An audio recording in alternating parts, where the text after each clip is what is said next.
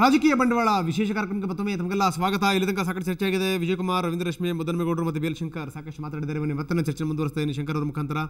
ಶಂಕರ್ ಅವರು, ಈಗ ಈ ಹಣವನ್ನು ಸಂಗ್ರಹ ಮಾಡುವಂಥ ಪ್ರಕ್ರಿಯೆ ಇದೆಯಲ್ಲ, ಹೇಗಾಗುತ್ತದು ಅಂತ ನೋಡಿ. ಒಂದು ರಾಜಕೀಯ ಪಕ್ಷಕ್ಕೆ ಅನೇಕ ರೀತಿಯಲ್ಲಿ ಹಣ ಸಂಗ್ರಹ ಆಗ್ತದೆ. ಮೊದಲನೇದು ಸದಸ್ಯತ್ವ ಸಂಗ್ರಹದ ಮುಖಾಂತರ. ಈಗ ನಮ್ಮ ಪಕ್ಷದ ಒಬ್ಬ ಪ್ರಾಥಮಿಕ ಸದಸ್ಯ ಆಗಬೇಕು ಅಂತೇಳಿ 5 ರೂಪಾಯಿ ಕೊಡಬೇಕು. ಅವ್ನು 3 ವರ್ಷಕ್ಕೊಂದು ಸರ್ತಿ 5 ರೂಪಾಯಿ ಕೊಟ್ಟು ಸದಸ್ಯ ಆಗಬೇಕು.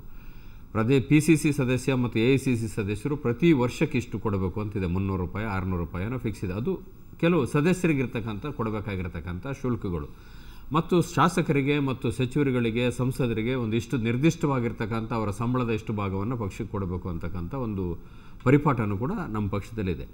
ಅದಲ್ಲದೆ ಅನೇಕ ಸಂದರ್ಭಗಳಲ್ಲಿ ಹಣ ಸಂಗ್ರಹ ಮಾಡಬೇಕಂತ ಅವಶ್ಯಕತೆ ಬರುತ್ತೆ. ಹಣ ಸಂಗ್ರಹ ಮಾಡ್ತಾರೆ. ಕಂಪನಿಗಳಿಗೂ ಕೂಡ, ಕಂಪನಿಗಳ ಮುಖಾಂತರನೂ ಕೂಡ ಹಣ ಸಂಗ್ರಹ ಮಾಡಲಿಕ್ಕೆ ಅವಕಾಶ ಇದೆ. ಈಗ ಕಂಪನಿಗಳು ರಾಜಕೀಯ ಪಕ್ಷಕ್ಕೆ ನಿರ್ದಿಷ್ಟವಾಗಿರ್ತಕ್ಕಂಥ ಹಣವನ್ನು ಕೊಟ್ಟರೆ ಅವ್ರಿಗೂ ಕೂಡ ಕೆಲವು ತೆರಿಗೆ ವಿನಾಯಿತಿ ಅನುಕೂಲಗಳು ಇದ್ದಾವೆ. ನೀವು 13A ಸೆಕ್ಷನ್ ಪ್ರಕಾರ ವಿನಾಯಿತಿ ಪಡೆದು ಇಷ್ಟೊಂದು ಹಣಕ್ಕೆ ತೆರಿಗೆ, ಈಗ ನಮ್ಮದು 2008 ಕೋಟಿ ರೂಪಾಯಿ ಕಾಂಗ್ರೆಸ್ ಇದ್ದರೆ 1385.36 ಕೋಟಿಗೆ ತೆರಿಗೆ ಕೊಟ್ಟಿಲ್ಲ, ವಿನಾಯಿತಿ ಪಡೆದಿದ್ದಾರೆ. ಅಂದರೆ ಅಷ್ಟು ಕಾನೂನು ಸೆಕ್ಷನ್ 13A ಆದಾಯ ತೆರಿಗೆ 13A ಪ್ರಕಾರನೇ ಕಾನೂನುಬದ್ಧವಾಗಿಯೇ ಪಡೆದಿರ್ತಕ್ಕಂಥ ವಿನಾಯಿತಿ ಅದು.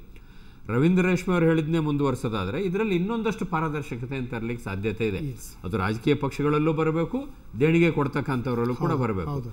ಈ ದೊಡ್ಡ ಪ್ರಜಾಪ್ರಭುತ್ವನ 125 ಕೋಟಿ ಜನಸಂಖ್ಯೆ ಇರತಕ್ಕಂಥ ಪ್ರಜಾಪ್ರಭುತ್ವ ವ್ಯವಸ್ಥೆಯಲ್ಲಿ ಸುಮಾರು 31 ರಾಜ್ಯ, 600 ಚಿಲ್ಲರೆ ಜಿಲ್ಲೆಗಳು, ನೂರಾರು ತಾಲೂಕುಗಳು, ಸಾವಿರಾರು ತಾಲೂಕುಗಳು ಇರ್ತಕ್ಕಂಥ ಇಲ್ಲಿ ಪ್ರತಿಯೊಂದು ಕಡೆನೂ ನಮ್ಮ ಪಕ್ಷದ ಒಂದು ಅಸ್ತಿತ್ವ ಉಳಿಸ್ಕೊಳ್ಬೇಕು, ರಾಷ್ಟ್ರವ್ಯಾಪಿ ಕಾರ್ಯನಿರ್ವಹಿಸಬೇಕು ಅಂತಕ್ಕಂಥದ್ದಕ್ಕೆ ಒಂದು ರಾಜಕೀಯ ಪಕ್ಷಕ್ಕೆ ಭಾಳಷ್ಟು ಖರ್ಚು ವೆಚ್ಚಗಳು ಬರ್ತವೆ, ಇಲ್ಲ ಅಂತೇಳಿ ಹೇಳಲಿಕ್ಕೆ ಸಾಧ್ಯ ಆಗೋದಿಲ್ಲ.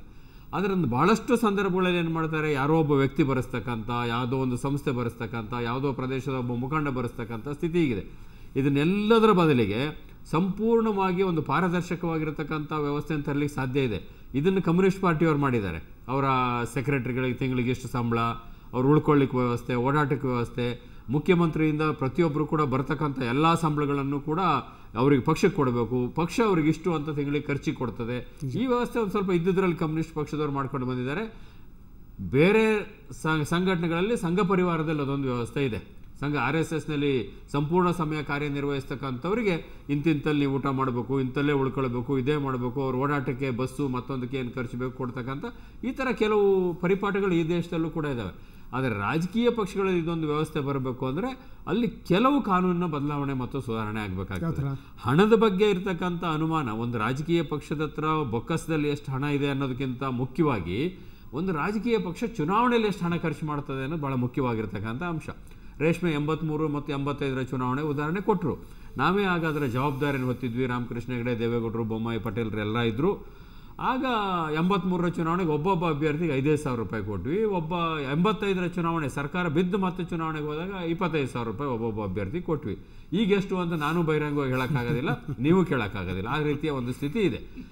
ಪ್ರತಿಯೊಂದು ರಾಜಕೀಯ ಪಕ್ಷವೂ ಕೂಡ, ಪ್ರತಿಯೊಬ್ಬ ಚುನಾವಣೆ ಸ್ಪರ್ಧೆ ಮಾಡೋನು ಕೂಡ ಮಿತಿ ಇದೆ, ಚುನಾವಣೆಯಲ್ಲಿ ಇಷ್ಟು ಖರ್ಚು ಮಾಡಬೇಕು ಅಂತ. ಇಲ್ಲಿದ್ದರೂ ರೇಷ್ಮೆ ಒಬ್ಬರನ್ನ ಬಿಟ್ಟರೆ ನಾವು 3 ಜನ ಕೆಲವು ಚುನಾವಣೆಗಳ ಸ್ಪರ್ಧೆ ಮಾಡಿ ಗೆದ್ದು ಸೋತಿರೋರು ನಾವೆಲ್ಲ. ಅಸೆಂಬ್ಲಿಗೆ ಇಷ್ಟೇ ಖರ್ಚು ಮಾಡಬೇಕು, 15 ಲಕ್ಷ ಅಂತ ಕಾಣ್ತದಲ್ವ ಮುದ್ದನಮೇಗೌಡರಿಗೆ, 10 ಲಕ್ಷನ 15 ಲಕ್ಷ, 15 ಇರಬೇಕು. ಈಗ ಪಾರ್ಲಿಮೆಂಟಿಗೆ 25 40 ಎಷ್ಟೋ ಮಾಡಿದ್ದಾರೆ, ಈಗ 40 ಎಷ್ಟೋ ಮಾಡಿದ್ದಾರೆ ನೋಡಿ. ಒಂದು ವಿಧಾನಸಭಾ ಕ್ಷೇತ್ರಕ್ಕೆ 15 ಲಕ್ಷ ಇದ್ದರೆ 8 ವಿಧಾನಸಭಾ ಕ್ಷೇತ್ರ ಸೇರಿ 1 ಲೋಕಸಭೆ ಆಗ್ತದೆ. ಅದು ಸೆಪರೇಟಾಗಿ ಚುನಾವಣೆ ನಡೆದರೆ ಒಂದು ವಿಧಾನಸಭಾ ಚುನಾವಣೆ ನಡೆಸೋಕ್ಕೆ 15 ಲಕ್ಷ ಬೇಕು ಅಂತ ಎಲೆಕ್ಷನ್ ಕಮಿಷನ್ ಹೇಳ್ತದೆ. ಅದೇ ಪಾರ್ಲಿಮೆಂಟಿಗೆ ಬಂದಾಗ 25-40ಕ್ಕೆ ಮಿತಿ ಹಾಕಿಬಿಟ್ಟಿದೆ.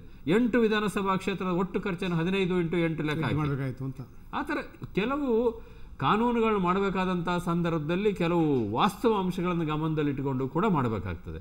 ಯಾರೇ ಚುನಾವಣೆ, ನನ್ನನ್ನೂ ಸೇರಿದಾಗ ಯಾರ್ಯಾರು ಈ ದೇಶದಲ್ಲಿ ಚುನಾವಣೆ ಸ್ಪರ್ಧೆ ಮಾಡಿದ್ದಾರೆ ಅವ್ರು ಯಾರು ಕೂಡ ಚುನಾವಣಾ ಆಯೋಗಕ್ಕೆ ನಿಜವಾದ ಲೆಕ್ಕವನ್ನು ಕೊಡಲಿಕ್ಕೆ ಸಾಧ್ಯನೇ ಇಲ್ಲ.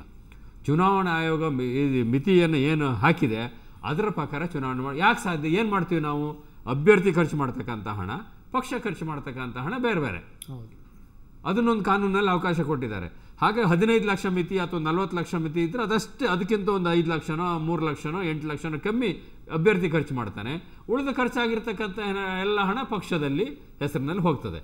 ಪಕ್ಷ ಖರ್ಚು ಮಾಡಿ ಅದಕ್ಕೆ ಲೆಕ್ಕ ಬರೋದಿಲ್ಲ. ಜೊತೆಗೆ ಸ್ಟಾರ್ ಕ್ಯಾಂಪೈನರ್ಸ್ ಅಂತ ಮಾಡಿದರು. ಸ್ಟಾರ್ ಕ್ಯಾಂಪೈನರ್ಸ್ ಅಂತ ಮಾಡಿ ಒಂದೊಂದು ರಾಜಕೀಯ ಪಕ್ಷಕ್ಕೆ 40-50 ಜನ ಕೊಡ್ತಾರೆ. ಅವರು ಬಂದು ಹೋಗ್ತಕ್ಕಂಥ ಅವರ ಸಭೆಗಳ ಮತ್ತೊಂದು ಯಾವ ಖರ್ಚು ವೆಚ್ಚ ಕೂಡ ಅಭ್ಯರ್ಥಿ ಲೆಕ್ಕಕ್ಕೆ ಬರೋದಿಲ್ಲ ಅಂತೇಳಿ ಮಾಡಿದ್ದಾರೆ. ಹಾಗಾಗಿ ಚುನಾವಣಾ ಆಯೋಗನೇ ಈ ದೇಶದ ಕಾನೂನುಗಳೇ ಸಾಕಷ್ಟು ವಿನಾಯಿತಿಯನ್ನು ಕೊಡ್ತಾ ಕೊಡ್ತಾ ಕೊಡ್ತಾ ಬೇರೆ ರೀತಿ ರೂಪದಲ್ಲಿ ಹಣ ಖರ್ಚಾಗಲಿಕ್ಕೆ ಅವಕಾಶ ಮಾಡಿಕೊಟ್ಟಿರ್ತಕ್ಕಂಥವ್ರು ಇವರೇ. ಈಗ ಚುನಾವಣೆ ಕಳೆದ ಒಂದು ಚುನಾವಣೆಯಿಂದ ಈಚೆಗೆ ಅಂತ ಕಾಣ್ತದೆ ಇನ್ಕಮ್ ಟ್ಯಾಕ್ಸ್ ಡಿಪಾರ್ಟ್ಮೆಂಟ್ನವ್ರನ್ನೂ ಕೂಡ ಸಹಾಯ ತಗೊಂಡವರು ಹಣ ಟ್ರಾನ್ಸಾಕ್ಷನ್ ಪ್ರತಿಯೊಂದು ಕೂಡ ಚೆಕ್ನಲ್ಲೇ ಪೇಮೆಂಟ್ ಆಗಬೇಕು ಎಲೆಕ್ಷನ್ನಲ್ಲಿ. ಆಮೇಲೆ ಹಣ ಬರೋದು ಹೋಗೋದನ್ನೆಲ್ಲ ಇನ್ಕಮ್ ಟ್ಯಾಕ್ಸ್ನವ್ರು ಗಮನ ಇಡಬೇಕು ಅಂತ ಕೆಲವು ಸುಧಾರಣೆ ಪ್ರಯತ್ನ ಮಾಡ್ತಾ ಇದ್ದಾರೆ. ಆದರೆ ಖುರೇಶಿಯವರು ಚೀಫ್ ಎಲೆಕ್ಷನ್ ಕಮಿಷನರ್ ಇದ್ದು, ಮೊಯ್ಲಿ ಲಾ ಮಿನಿಸ್ಟರ್ ಇದ್ದಂಥ ಸಂದರ್ಭದಲ್ಲಿ ಈ ಚುನಾವಣಾ ಸುಧಾರಣೆಗೆ ಸಾಕಷ್ಟು ಸೆಮಿನಾರ್ಗಳನ್ನ ಮತ್ತೊಂದೆಲ್ಲ ಮಾಡಿ ಕೆಲವು ಸಲಹೆಗಳು ಬಂದಿದ್ದಾವೆ, ಇನ್ನೂ ಕೂಡ ಪೆಂಡಿಂಗ್ ಇದ್ದಾವೆ. ಆದರೆ ಈ ವಿಚಾರದಲ್ಲಿ ಇನ್ನೊಂದಷ್ಟು ಪಾರದರ್ಶಕತೆ, ಮತ್ತೊಂದಷ್ಟು ಉತ್ತರದಾಯಿತ್ವ ಬರಬೇಕಾಗಿರ್ತಕ್ಕಂಥ ಅವಶ್ಯಕತೆ ಇದು ನಮ್ಮ ದೃಷ್ಟಿಯಿಂದಲೇ ಒಳ್ಳೆಯದು. ಒಬ್ಬ ಪ್ರಾಮಾಣಿಕನಾಗಿರ್ತಕ್ಕಂಥವನು, ಒಬ್ಬ ಮರ್ಯಾದೆಯಿಂದ ರಾಜಕಾರಣ ಮಾಡಬೇಕು ಅಂತ ಇರ್ತಕ್ಕಂಥ ಯಾರು ಯಾವುದೇ ಎಲ್ಲ ಪಕ್ಷದಲ್ಲೂ ಅಂಥವ್ರು ಇದ್ದಾರೆ, ಅವರು ಈ ಕ್ಷೇತ್ರದಲ್ಲಿ ಉಳಿಬೇಕು ಅಂತೇಳಿದ್ರೆ ಈ ಕಾನೂನುಗಳು ಬಿಗಿಯಾಗಬೇಕು, ಇನ್ನೊಂದಷ್ಟು ಸುಧಾರಣೆಗಳಾಗಬೇಕಾದ ಅವಶ್ಯಕತೆ ಇದೆ.